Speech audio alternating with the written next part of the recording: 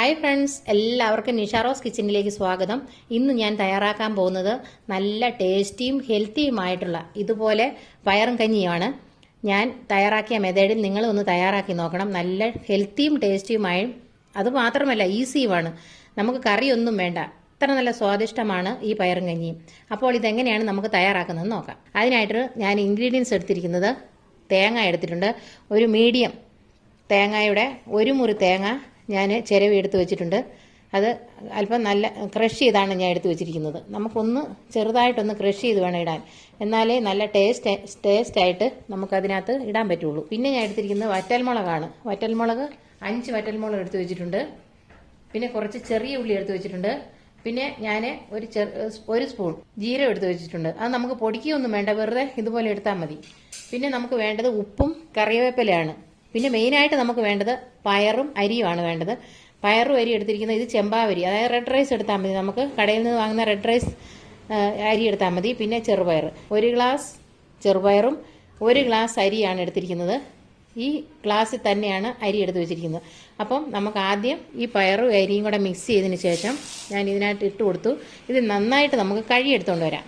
ആദ്യം നമുക്ക് ഇത് കഴുകിയെടുക്കണം. ഞാൻ നന്നായിട്ട് കഴുകിയെടുത്തിട്ട് വരാം. ഇപ്പോൾ ഞാൻ ചെറുപയറും അരിയും കൂടെ നന്നായിട്ട് കഴുകിയെടുത്ത് വെച്ചിട്ടുണ്ട്. ഇനി നമുക്കിതൊരു കുക്കറിനകത്തേക്ക് ഇട്ട് കൊടുക്കാം. അതിനായിട്ട് ഞാനൊരു കുക്കർ എടുത്ത് വെച്ചിട്ടുണ്ട്.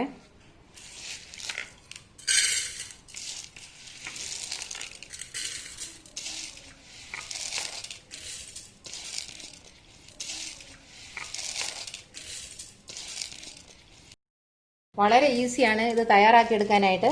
സെപ്പറേറ്റ് ഒന്നും നമുക്ക് വേവിക്കേണ്ട ആവശ്യമില്ല. ഇത് അരിയും ചെറുപയറും കൂടെ ഒരുമിച്ച് നമുക്ക് ഈ കുക്കറിനകത്തോട്ട് ഇട്ട് കൊടുത്താൽ മതിയാവും. സെപ്പറേറ്റ് ഒന്നും വെക്കണ്ട. ഇപ്പോൾ ഞാൻ അരിയും ചെറുപയറും കൂടെ ഇട്ട് കൊടുത്തിട്ടുണ്ട്. ഇനി നമുക്ക് ഇതിനകത്തേക്ക് ഇടേണ്ടത് ഉള്ളിയാണ്. ഈ ഉള്ളിയും ഇതിനോടൊപ്പം തന്നെ നമുക്ക് ഇട്ട് കൊടുക്കാം. ജീരകവും വറ്റൽമുളകും നമുക്ക് അരി വെന്തതിന് ശേഷം ഇട്ട് കൊടുത്താൽ മതി, തേങ്ങായും. അപ്പം നമുക്ക് ഇത്രയും വേകുന്നതിന് ആവശ്യമായ വെള്ളം ഒഴിക്കാം നമുക്ക് ഇതിനകത്തേക്ക്. ഈ ഗ്ലാസ്സിന് തന്നെ നമ്മൾ അരിയും ചെറുപയറും എടുത്ത ഗ്ലാസ്സിൽ തന്നെ ഞാനിപ്പോൾ 6 ഗ്ലാസ് വെള്ളമാണ് ഒഴിക്കുന്നത്. 6 ഗ്ലാസ് വെള്ളം ഞാൻ ഒഴിച്ചിട്ടുണ്ട്. ഇനി നമുക്കിത് കുക്കർ അടച്ച് സ്റ്റൗവിന്മേൽ വെച്ച് ഒരു 7 വിസിൽ വരുന്നത് വരെ വെയിറ്റ് ചെയ്യാം. ഇപ്പോൾ ഞാൻ കുക്കർ അടച്ച് സ്റ്റൗവിന്മേൽ വെച്ചിട്ടുണ്ട്. 7 വിസിൽ വരുന്നവരെ നമുക്ക് വെയിറ്റ് ചെയ്യാം. പയറും അരിയും നല്ല വേവുള്ളതാണ്, അതുകൊണ്ട് 7 വിസിൽ വരുന്നവരെ വെയിറ്റ് ചെയ്യണം. എന്നാലേ പയറും അതുപോലെ അരിയും നന്നായിട്ട് വെന്ത് വരുള്ളൂ. നമ്മൾ പയറും കഞ്ഞിയും വെക്കുമ്പോൾ പയറും അരിയും നന്നായിട്ട് വേകണം. അപ്പം നമുക്ക് വെയിറ്റ് ചെയ്യാം. ഇപ്പോൾ കുക്കറിൽ 7 വിസിൽ വന്നിട്ടുണ്ട്. ഞാനിപ്പോൾ സ്റ്റൗ ഓഫ് ചെയ്തു. ഇനി നമുക്ക് പ്രഷർ പോകുന്നത് വരെ വെയിറ്റ് ചെയ്യാം, എന്നിട്ട് തുറന്നു നോക്കാം. ഇപ്പോൾ കുക്കറിന്റെ പ്രഷറെല്ലാം പോയിട്ടുണ്ട്. ഇനി നമുക്കിത് ഓപ്പൺ ചെയ്ത് നോക്കാം. കുക്കർ നമുക്ക് തുറന്നു നോക്കാം.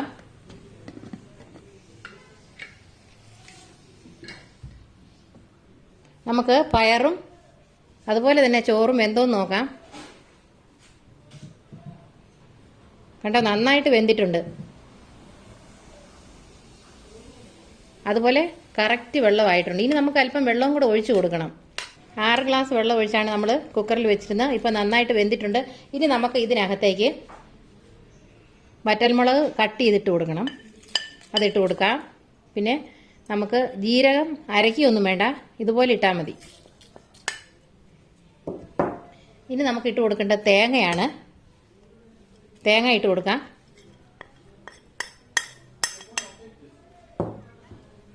ഇനി നമുക്ക് ഇതിനകത്തേക്ക് കറിവേപ്പിലയും ഉപ്പും കൂടെ ഒഴിച്ചു കൊടുക്കാം.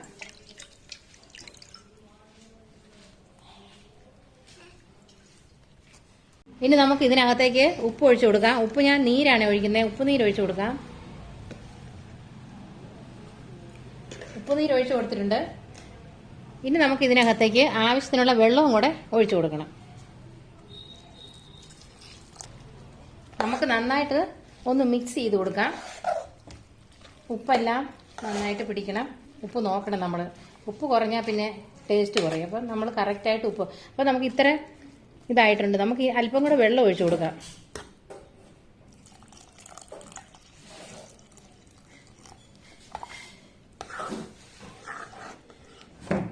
ഇപ്പോൾ ഞാൻ ഈ ഗ്ലാസ്സിൽ തന്നെ 2 ഗ്ലാസ് വെള്ളം വീണ്ടും ഞാൻ ഒഴിച്ചു കൊടുത്തു.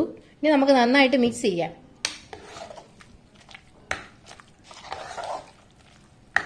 ഇപ്പോൾ നമ്മുടെ പയറും കഞ്ഞിയുടെ പരുവം ഇതാണ്.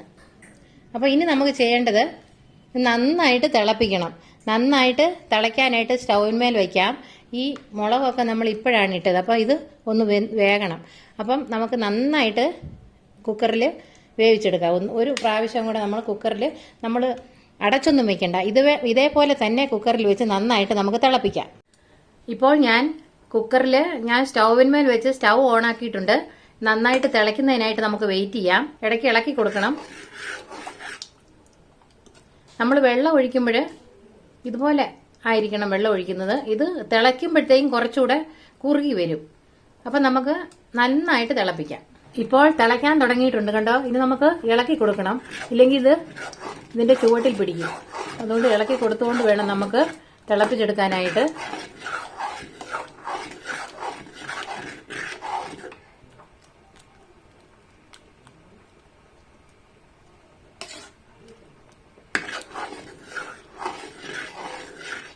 ഞാനിപ്പോൾ 1 മുറി തേങ്ങയാണ് ഇട്ടേക്കുന്നത്. സാമാന്യം ഒരു വലിയ തേങ്ങയുടെ 1 മുറി തേങ്ങ ഞാൻ എടുത്തിട്ടുണ്ട്. തേങ്ങ നമ്മൾ കൂടുതലിടുന്ന അത്രയും ടേസ്റ്റ് ആയിരിക്കും. നല്ല സ്വാദിഷ്ടമായ പയറും കഞ്ഞിയാണിത്. അപ്പം നിങ്ങൾ ഇതേ മെത്തേഡിൽ തന്നെ ഒന്ന് തയ്യാറാക്കി നോക്കണം കേട്ടോ എല്ലാവരും. വറ്റൽമുളക് ഞാൻ ഇപ്പോഴാണ് ഇട്ടത്. കുക്കറിൽ അരി വേവിച്ചപ്പോൾ ഇട്ടില്ല. നമുക്ക് അധികം വെന്ത് പോകണ്ട വറ്റൽമുളക് ഇതേമാതിരി കിടന്നാൽ മതി. ഉള്ളി ഞാൻ നേരത്തെ വേവിച്ചിരുന്നു. അത് നന്നായിട്ട് മിക്സ് ചെയ്ത് വരണം. അപ്പം അതിന് ടേസ്റ്റ് ഇറങ്ങും. ഇതുപോലെ ഇളക്കി കൊടുത്തുകൊണ്ട് തന്നെ തിളപ്പിച്ചെടുക്കണം. ഒരു 2 മിനിറ്റ് തിളച്ചതിന് ശേഷം ഒരു 2 മിനിറ്റും കൂടെ ഇതിങ്ങനെ തന്നെ തിളച്ചുകൊണ്ടിരിക്കണം. എല്ലാം നന്നായിട്ട് മിക്സായി വരാനും അതുപോലെ തന്നെ തേങ്ങയുടെയൊക്കെ നല്ല സ്വാദ് ഇതിനകത്ത് വരാനും വേണ്ടിയാണ് നമ്മളിങ്ങനെ ചെയ്യുന്നത്. ഉപ്പൊക്കെ കറക്റ്റാണോ നോക്കണം. ഇതാണ് ഇതിന്റെ പരുവം.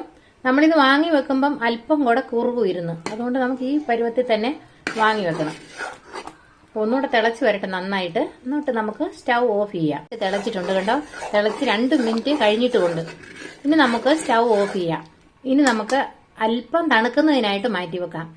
ഈ വലിയ ചൂടൊന്ന് മാറിയതിന് ശേഷം നമുക്ക് പ്ലേറ്റിലേക്ക് നമുക്ക് മാറ്റാം. നല്ല സ്വാദിഷ്ടമായ പയറും കഞ്ഞിയാണിത്. നിങ്ങൾ എല്ലാവരും ഇതുപോലെ വീട്ടിലൊന്ന് തയ്യാറാക്കി നോക്കണം. നല്ല ടേസ്റ്റാണ് ഇതിന്. നമ്മൾ തേങ്ങ കൂടുതലായിട്ട് ഇടുമ്പം അത്ര നല്ല ടേസ്റ്റാണിത് കണ്ടോ.